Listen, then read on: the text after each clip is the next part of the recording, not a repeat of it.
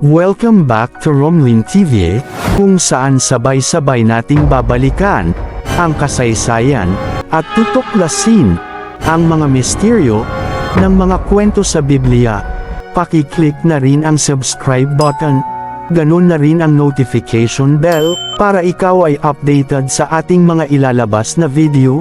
Maraming salamat po. Si Jose ay isang mahalagang figure ng Hebreo sa aklat ng Genesis ng Biblia. Siya ang una sa dalawang anak nina Jacob at Rachel, na ginagawang ikalabindalawang pinangalan ng anak ni Jacob at 11 anak na lalaki. Siya ang nagtatag ng tribo ni Jose sa gitna ng mga Israelita. Ang kanyang kwento ay gumaganap bilang isang paliwanag para sa tirahan ng Israel sa Egypt. Siya ang paboritong anak ng patriarch na si Jacob, at ibinebenta siya ng kanyang naiinggit na mga kapatid sa pagkaalipin sa Egypt, kung saan sa huli ay nagtagumpay siya. Matapos ang wastong pagbibigay kahulugan sa mga pangarap ni Paraon, tumaas siya sa pangalawang utos sa Egypt at naisave ang Egypt sa panahon ng taggutom. Si Jose at ang asawa ni Potiphar. Dinala nga si Jose sa Ehipto at do'y ipinagbili siya ng mga Ismaelita kay Potiphar, isang Egyptian na pinuno sa pamahalaan ng Faraon at kapitan ng mga tanod sa palasyo. Sa buong panahon ng paglilingkod ni Jose sa bahay ni Potiphar ay pinatnubayan siya ni Yahweh. Anumang kanyang gawin ay nagtatagumpay.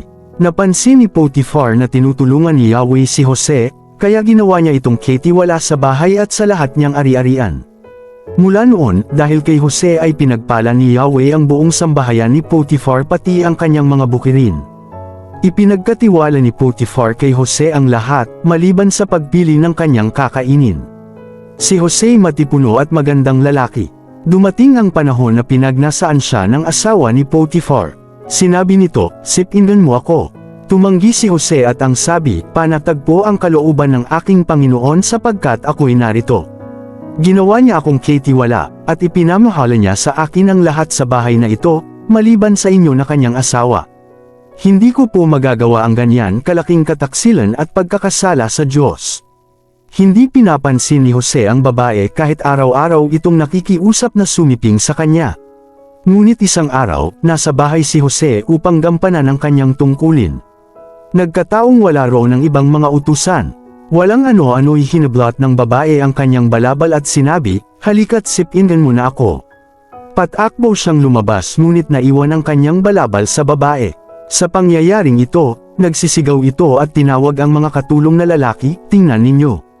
Dinalhan tayo ng asawa ko ng Hebreyong ito para hamakin tayo. Sukat ba namang pasukin ako sa aking silid at gusto akong pagsamantalahan? Mabuti na lamang at ako'y nakasigaw." Pagsigaw ko'y kumari pa siya ng takbo, at naiwan sa akin ang kanyang damit.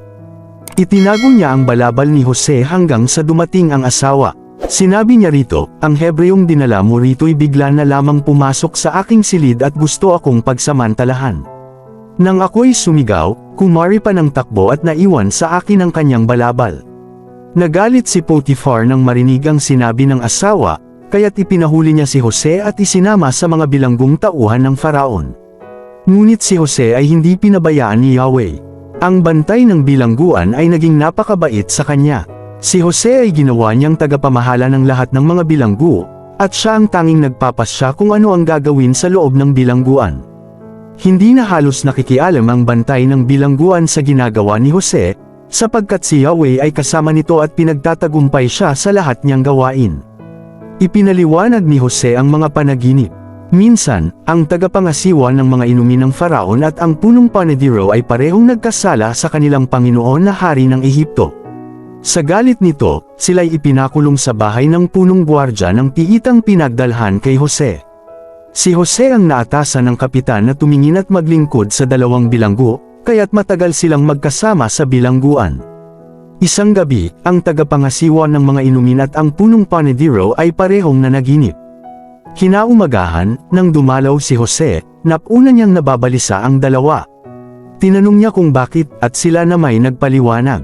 "Alam mo, pareho kaming nanaginip, ngunit wala ni isa mang makapagpaliwanag ng kahulugan ng mga iyon.